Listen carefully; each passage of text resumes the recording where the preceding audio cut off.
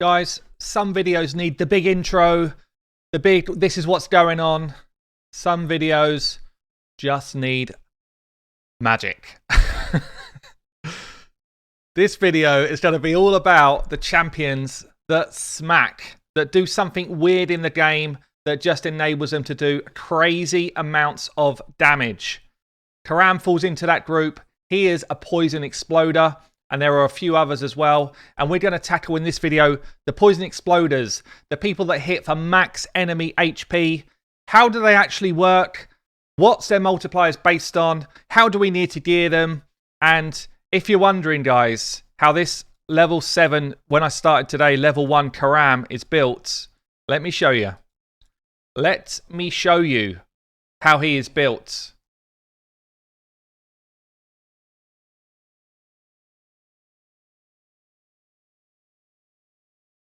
Let's do this. So guys, if you have not already watched my last 2 videos in this kind of COVID, back to school, Hell Hades session, then you should go and check them out, because actually a lot of the information I cover in those 2 videos are super relevant for this. Super relevant to what we're going to see today. So do more damage. Damage mitigation. Both of these kind of are the prerequisite to being able to understand what's going on for the massive damage dealers, the gods of the game, the champions in the game that break all the rules. And these are the ones we're going to go through today.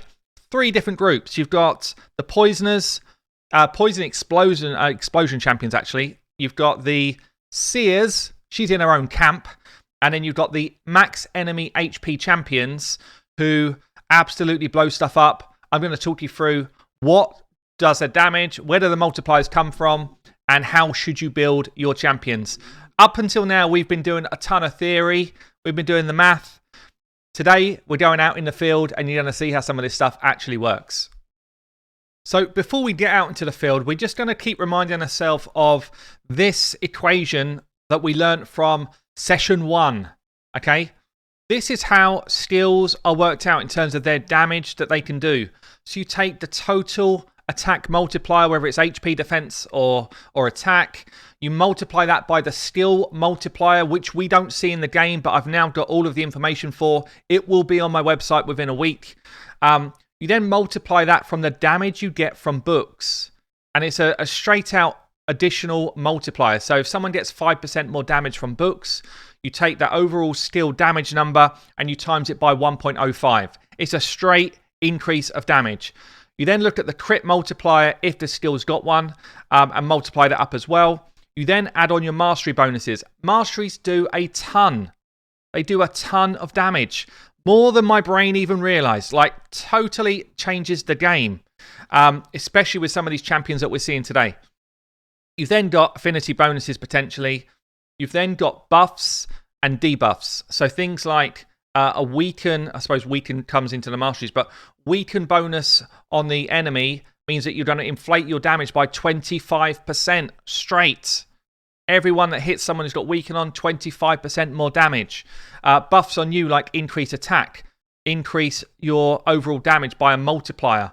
Some people said in my last video, because you have to kind of tweak your attack to crit damage, should you be taking the increase attack buff into account when you're trying to work out that calculation? Actually, you don't need to, because when you put a 50% increase attack buff on, you're increasing your base attack by 50% and your overall attack by 50%. So your ratio base to overall doesn't change. So you don't need to change that at all. Passives come in as well, like a bad elf passive, and then you slam all of that onto someone's defense and see what happens. So let's talk about the poisoners first. Let's go into the poison explosion champions. 3 of them in the game: Xavier, Elenaril, and Karam. Now, I'm not going to take a ton of credit here. Stu Gaming is, because he did a ton of work on this. I'm going to ping his video down below because he did a brilliant, brilliant job. Some of the best videos I've seen in a long time, which actually sparked my interest. Poison explosion doesn't need accuracy. It's like block revive. Any of these deals damage from all poison debuffs instantly. Doesn't need accuracy. Who knew? Who knew? Which means that any of these three, Elenariel, Karam, or Xavier, can be built pretty much however you want. So Elenariel's A2 actually does a ton of base damage. It's got really good multiplier. So you might ignore accuracy completely in her build and just make her nuke so that she nukes with the A2 and then she blows stuff up with the A3. You might decide to run her naked and just run her to blow stuff up, like I've just done with my Karam. So she is actually, all of them run the same way. They will do damage from any of their normal abilities in the normal way, but poison damage is all calculated exactly the same. So let's talk through some of the facts then of Poison Explode champions. Every Poison Exploder, Elenariel, Xavier, and Karam, does the same damage when they explode poison. That damage cannot crit. You do not need accuracy for it to work. You can't get like a weak hit on the actual explosion damage or a high or low hit. It's exactly the same every time. They do benefit though. If we go back to my original graph or original statement here, they do benefit from damage from books. So damage from books will enhance the damage. They do benefit from the mastery bonuses. And they do benefit from things like Weaken. Weaken will give you that straight 25% lift of damage. Defense has no impact on the amount of damage it does. It bypasses all defense. So there's actually potentially a arena meta here to say, we're going to ignore all your defense if we can get enough poison on you and explode that poison, potentially. But I think you would need a lot of poisons out there to be able to make that happen. Maybe be fun for a different video though. So things like Great Hall, Arena, all of that type of stuff makes no difference. Your actual attack makes no difference. Your crit damage makes no difference.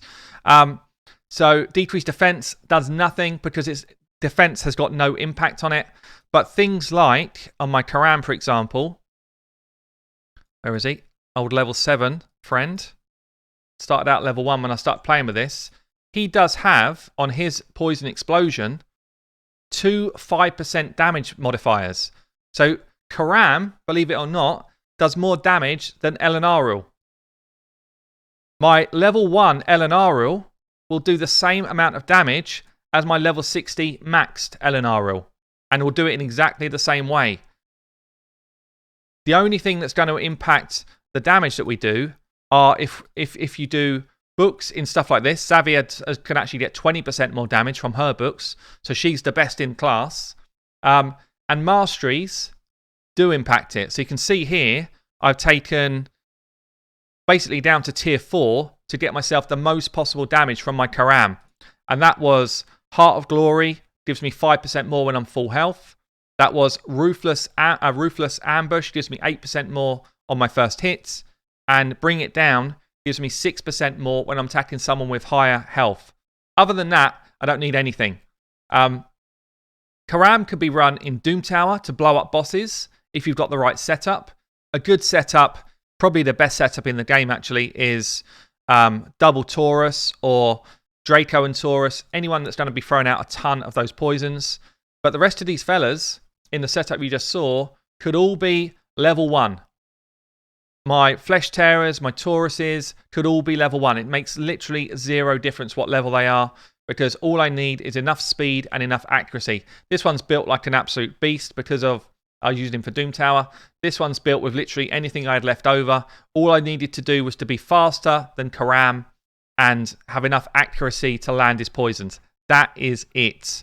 My Flesh Terrors in the setup you just saw, all they needed was to be faster than Karam, slower than Taurus, and have enough accuracy to land the debuff. So this is my level 51. These do have to be ascended to level 3. My level 41, wherever he is, same. Basically no gear. And in Karam, as you saw, basically naked. So we'll show it one more time. In fact, what I'm going to show, I'll show you a quick screenshot of before I put any masteries on him. Because it's really important, actually.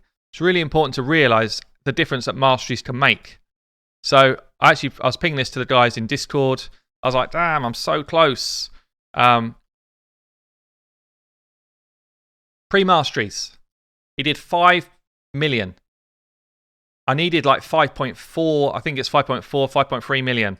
And he did 5 million pre-masteries. I put those masteries on that I just shown you. Nothing else changed. And then we got this out of him. Now, obviously, the biggest danger here for Spider 20, if you were trying to build this, is that he can weak hit. It's possible that he can weak hit, and maybe we'll see it now, which means that 1 in 3, there we go, weak hit. 1 in 3 is a fail. But if you guys are trying to find a way to get your 10 wins on Spider and you can make something like this happen, then it's actually a really good technique. Also, if you are stuck on Spider 19 and you can make something like this happen, then again, it's a good technique. But that's the difference. If he doesn't weak hit, he will always blow it up. Now, Ellen Ariel is actually the positive affinity here, so can never weak hit, which means that she is infinitely better now at doing this job because she can't weak hit, but she doesn't get the 10% bonus from books that Karam gets. So we'll show Ellen Ariel as well. So I'll just show you the different steps. I may as well use my level 1 one as proof. So level 1, Ellen Ariel. In she goes. This will not kill the spider. This will not kill the spider. The reason being is because she doesn't have any masteries yet. But we'll show you this in action just so you can kind of see how this plays out. She should do 5 million damage. Where is she? Where is she? Level 1, level 1. All the way down the end, guys. We've got to find her. All the way down the end. There she is. Basically naked. Same setup. She's just got to be faster than 151 speed. That's all she needs. Nothing else matters at all in her build. Faster than 151.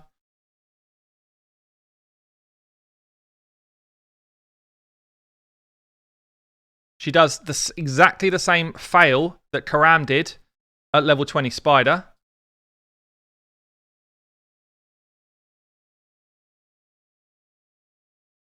This is the biggest waste of gems I've ever done, but for science. We then put on Heart of Glory, Ruthless Ambush, and bring it down. Those are the ones that will do more damage. Nothing else here is going to do any more damage. Nothing else will do damage at all. And then we run the same run again. So she's now gained all of those extra multipliers from masteries that she didn't have before. The one thing she doesn't have versus Karam is book value. She doesn't get that extra 10%, which is a 1.1 multiplier on all of her damage at this point. Is it enough? Not quite. Not quite. So Karam is the winner. Out of these two, Karam's the winner. Karam pulls a one-shot. So there you have it, guys. The Poison Exploders will do the same thing running through any dungeon content. So, you can get some of the fastest runs in the game in terms of like Dragon if you're using Poison Exploders. They're also some of the best champions in Doom Tower if you can get them to the boss. So if we were to look at hard, I would put my money on the fact that Poison Exploders are the best times for people like Magma Dragon, Poison Exploder comp, Poison Exploder comp. This is how I did it on the really hard levels. So you've got a mixture of max enemy HP, which we're going to come on to soon, and Poison Exploders. This is the exact team I used to beat like level 100 last time round. So you'll see them popping up all over the place, but their actual poison explosion damage doesn't need hardly any stats at all. You just need the setup to make them work. So they're really strong in different areas like that. So let's move on then. Let's go on to Seer. Seer, how does she work? What's her multiplier based on? Actually, someone in my community, Saphira, who has been doing a lot of work in terms of the stats on champions, their multipliers. We're going to see exactly how Seer works. So Seer does have a normal style multiplier on her A1. So if you build attack on her, her A1 will gain damage from that attack. Okay? But her Karma Burn skill, how does it do damage? It deals damage based on the enemy's max HP if they're not a boss, and she gains 3% more damage for every buff that she rips off. So when it comes to Seer, if we go back to our original kind of equation, the first part makes no difference. Attack, no multiplier happens here in terms of her base stats. So if you build her with attack, it's going to make no difference to her explosion, a kind of rip off of buffs. The skill multiplier is all about 10% of the enemy's max HP plus 3% for every buff that you rip off. She does gain damage if she can have books. Let's just check. I'm not even sure she can on that skill. Does she gain any book damage? No, she doesn't. So there's no damage increase at all for books. And there's no affinity thing going on here. Things like weaken do affect her damage. Things like passives do affect her damage as they would anything else. Defense mitigation does have a factor. So decreased defense dramatically improves her damage output. Savage gear also dramatically ups her damage potential. But then when you come down to masteries, this is actually pretty big for her. So when you're talking about the additional damage you can get from your mastery setup, again, things like Ruthless Ambush are going to be strong. The same masteries basically that we just saw. Heart of Glory will be strong. Bring It Down is strong.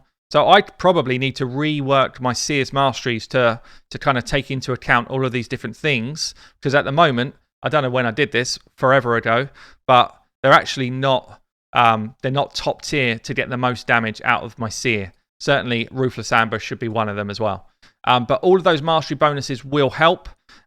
Weaken will help. So the important things with Seer are to make sure that you have got decreased defense down before she uses her ability. You need to make sure she's got 100% crit rate because her damage is critable. It's possible to have a crit multiplier on it.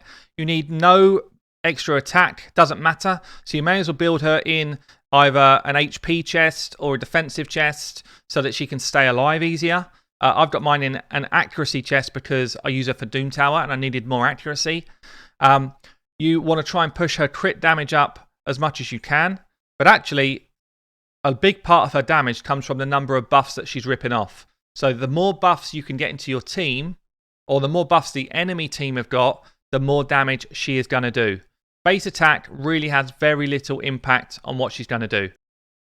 So if we are in Doom Tower, how do you set it up then? You want to set up your Seer to be with multiple buffers. So, I mean, Lydia's insane for this if you had her, but you can use a bunch of others. Morsian Mage is the best epic in the game for this. Just want to make sure that whoever she's with has got enough buffs for her to rip off on your whole team. And you want to make sure that someone goes before her and places decreased defense. From that point on, wave 1, simple as you like. Wave 2 is more difficult because you need to reset this ability or you've got to wait for a 4-turn cooldown. And if you wait for a 4-turn cooldown, you need a way to stay alive. So your other slots tend to be either protection champions, so champions that can do things like AoE stuns, freezes, whatever, or they tend to be champions that reset your Seer to do the same job again. So I've got 2 reset champions here in my Kaimars. Obviously, I'm lucky that I've got all of this power to play around with. The setup is I go manual A1 with my Kaimars. I have my Kaimars faster. I can then go auto for a second, decrease defense and weaken, buffs up, rip.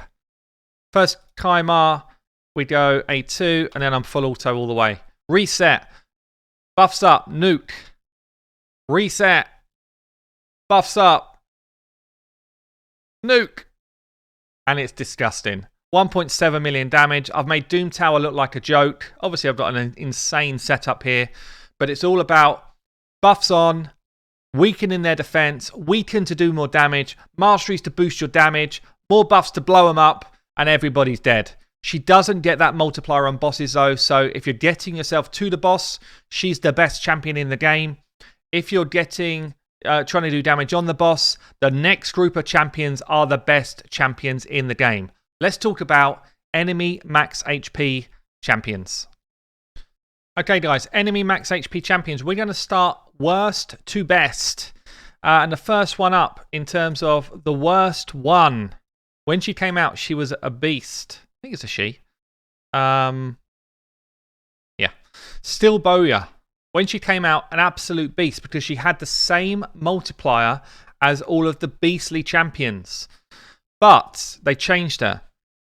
So she does have gain damage from books. She would gain damage from all the masteries and all that type of stuff. If we remember again our little setup, we've got increase damage based on attack, then your skill multiplier, then your books. All that sort of stuff is the same, yeah? So all of this equation works out the same. However, with these max enemy HP guys, they have a slightly different formula going on.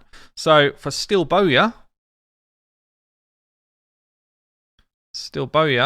she gains 2% of the enemy max HP as her damage, plus she gets a multiplier against her attack. So 2% of the enemy's max HP is what she'll do. Then you can get your crit multipliers on top of that. You get your book multipliers on top of that, etc., etc., and it builds up. But 2% is kind of a low number. She's doing it as an AoE though, but it becomes a very low number when we compare her to the kind of people in the same class as her in this. So Still Bowyer bins off. She's not strong enough. And obviously, the higher you get through the different levels of content, the harder these abilities hit, because the thing they do with bosses or with waves is they inflate their HP number and they inflate their defenses. So a skill which does damage based on an enemy's max HP, every time you go from another level, 16 up to 17, up to 18, up to 19, you're facing enemies with higher HP, which means these skills hit harder. So the further you are in the game, the better they are. The second worst is an undead, and that is Defiled Sinner. So Defiled Sinner has got on his A2 an attack which inflicts damage based. So attack one enemy. This attack attacks all enemies equal to 15% of their max HP, which is really high, 15%, if the first hit kills someone. So if you kill a spiderling, you then get a 15% hit out, okay? You can buff this as well, so you've got 30% more damage, which is really great for those multipliers. Masteries count, great for the multipliers. The bad thing about this guy is that this second hit can't be a crit. So when you've got someone like a Cold Heart going, which we'll get onto in a minute, she gets all of those crit multipliers going in as well. You know, again, we go back to the kind of setup here. We're missing out on a really vital stage of damage with this guy. So you've got one prerequisite, you've got to kill someone first. And then the second thing is you don't get the benefit of the crit multipliers, which actually do a ton more damage, as we've seen in other kind of setups. So, and in terms of his kind of coding, if you like, so his damage is based on 15% of the max HP. The first hit is based on a normal multiplier. So actually a 6.3 attack is strong, by the way. But yeah, because he can't crit on that second hit, it makes him pretty weak sauce. The next one in the list, I want to show you something, because this might blow your mind. Get ready. Get a bucket or something in case you've got to catch pieces of your mind exploding out of your head, because this one's a crazy one. Husk. Husk is a good champion, really good champion. I've got my level 60 Husk here. He has got this ability based on enemy max HP. A2, stuns at the same time, 5% damage boost from books. You're like, yes, this ability is cool. Yeah, and I'm thinking, you know, he's an HP-based champion. His damage scales through his A1 damage scales from attack. His A3 is HP. But you'd think, push his HP level up, and he will do a ton more damage on these type of skills. Let me show you something. So what have we got here? He does get crit multipliers, so 100% crit's really important. We've got 58k HP, 147 crit damage. Let me show you what this fella can do. So let me show you something really interesting. We've got a level 60 Husk, fully ascended. You've seen his build. He's got like 145 or so crit damage. I've got this guy now, the same masteries as this guy. I've put them to exactly the same masteries. A level 1 Husk. I'll show you his build in a minute. Check this out. Check this out. Prepare for your mind to explode. A level 1 Husk versus a level 60. This stuff's insane. So we get a decreased defense and weaken out. Those two debuffs help us do more damage. Things like ignoring defense helps us do more damage. So if these guys had Helm Smasher, that's a really good way to go. But watch this. A2 on our level 60 Husk. Against a Spider, does 661k damage. Big hits. It's got no additional multipliers other than the enemy's HP. A2 on our level 1 Husk does 765k damage. I apologise if you've now died from a mind explosion. What is going on here, guys? Leave a comment below. What's going on? You tell me. You tell me before I tell you if you can work this one out. Husk. How does he work? His A2 damage is purely based on the enemy's max HP. Okay, we knew that. But what does it actually mean? No stat that you grow will enhance your damage. Not a single stat that you put on your Husk will enhance his damage. So what does then? This book does. These masteries do. Helm Smasher would, if it procs.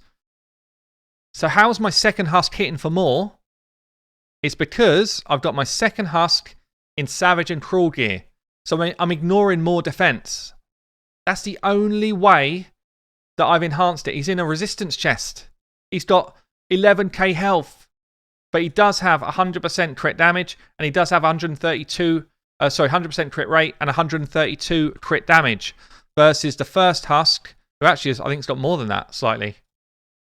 141, so it's pretty close. But nothing else is doing any work. It's just how much HP has the enemy got and how much crit rate and crit damage have we got, and are we wearing items which enhance our kind of ability to ignore defense. Yeah? Masteries which enhance our ability to do damage. So a Husk literally only benefits from the enemy's HP and those things. Now where we start to move up the list, we get additional enhancements in terms of how we do damage. So if we go the next one up the list, he's probably, for his rank, the best champion in the game, by the way. We're going to go to Armiger. Now, Armiger does have an enemy, attacks one enemy, and he's based on enemy max HP as well. He gains the benefit of a defense multiplier before his ability takes hold. He hits for 5%, not 10, 5% of the enemy's max HP. So which is still huge, by the way. So if we've got an Armiger that's hitting for 5% of the enemy max HP, all of these champions benefit in the same way. Do you ignore more of their defense? Yes or no? If you do, you do more damage. Do you have the right masteries to enhance your damage, like we just saw before, those same ones?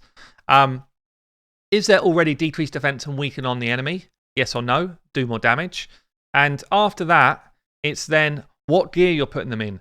So you want to make sure you've got your 100% crit rate. You want to get your crit damage up as much as you can. And then you want to obviously hit them with that skill as often as you can. So the cool thing about Armiger is that he gets some additional damage multipliers in here. And he's on a 2-turn cooldown with an enemy max HP skill, which hits for 5%. If you compare that to a Cold Heart, she's on a 4-turn cooldown for a skill that hits for 10%. Do a little bit of maths in your head, guys. Armiger does the same as Cold Heart in terms of damage if you have to hit more than one of these abilities. For those fretting that they haven't got their Cold Heart yet, Armiger does the same damage as Cold Heart. The only difference, the literal only difference is that Armiger gets a defense multiplier before his goes off, and Cold Heart gets an attack multiplier before hers goes off. So she gets a 1.7 attack multiplier. That's also why they do a bit more damage than people like your Husks, but not a lot more. So these guys get a slight benefit from their in-game stats. However, don't build them for that. Don't build them for that. Cold Heart, keep her alive because 99% of her damage is coming from the enemy's max HP. Yes, enemy max HP is where nearly all of her damage is coming from, because the multiplier for attack is it's like such a small addition. So build her in HP chests. Make sure she only actually needs 70% crit rate to do her ability. So you can get her crit damage up higher. But for these guys, it's all about getting the damage books on. She does a lot more damage than someone like a Husk, because she gets an additional 30% from books. Huge. That's worth way more than the attack. Huge. 30. You're timesing her hit by 1.3. It's huge. So she gains a lot of damage from the books. She gains damage from ignoring defense. The same things we've already spoken about. And she's such a good champion because of that book enhancement. And because you only have to build her with 70% crit rate, you can get a crit damage higher. But otherwise, in terms of just the base stat ability, Armored Gut and Cold Heart do the same. Armored Gut 5% over 2 turns. Cold Heart 10% over 4 turns. They do the same damage. Let's go next one up the list. Royal Guard. Royal Guard, you're thinking, damn, that dude is cool. Yes, he is. He's also in my vault. So what does Royal Guard do? Or is he? Yes, he is. None of mine are built at the moment. I've been messing around with so much gear using my optimizer thing. So Royal Guards then, they have got abilities on their A2, enemy max HP and attack. They get 20% additional damage from books. This is huge. 1.2 multiplier on whatever damage you're going to do. 1.2, it's huge. So let's look at a Royal Guard. If you're still with me, guys, I hope you're having fun, because I am. This is fun stuff for me to learn. To Royal Guard get a same 10% of the enemy's max HP, and they've got a 2 times attack multiplier. The 2 times attack multiplier it really doesn't mean a lot. It doesn't mean a lot in the grand scheme of things when you're talking about a 10% enemy max HP. Plus, these books here do way more than what the attack will do for your skill. Our masteries do way more than what the attack will do for your skill. So if you're building these guys for general content, you're not just trying to blow stuff up. HP chests, same as a Cold Heart. Don't need attack chests. And if we get to the final guy, the leader in the pack, we've got a Septimus. All of these guys benefit from being in Savage Gear if you can do it. All of these guys benefit from being in Cruel Gear if you can do it. All of these guys get crazy bonuses if you build up their crit damage and 100% crit rate. The Septimus gets an additional 25% from books, smacking the enemy. So let's just check his multiplier out to make sure that we're not going insane. Septimus, because we know that this guy hits so damn hard. Septimus on his A3, his A2, hits for 10% of the enemy max HP. It's the same. He does exactly the same damage as your Royal Guard or your Cold Heart at a base level. Exactly the same. However, he's got a passive that enables him to hit 30% harder if the enemy's over 50% HP. So you book him up, you get 25% more damage, multiplier of 1.25. You've then got this ability here that if he goes before Royal Guards and stuff, he's going to slam for additional 30% to what you would normally see from a Royal Guard or a Cold Heart. So you can actually get another 1.3 multiplier on your Septimus. So I'm going to show you Septimus going insane. Guys, we're going to finish where we started. Back on our friend the Spider, Septimus versus the world. We've got damage modifiers from everyone here. So we've got a 1.5 damage modifier from our Arbiter with the increased attack. Doesn't increase his max HP stuff though. Decrease defense and weaken out. Poison on us. Poison on them. Septimus trots in and 5.2 mil. A 5.2 mil hit. Is that enough? Septimus, can you one-shot this spider, please? Can you one-shot the spider for us to finish this video? We don't finish the video until this spider's dead in one hit. That's the rule. That's the rule, guys. Don't care how much energy it's going to take. Oh, yeah! Oh, yeah! 5.8 million hits. I've been Hell Hades. I'll catch you later.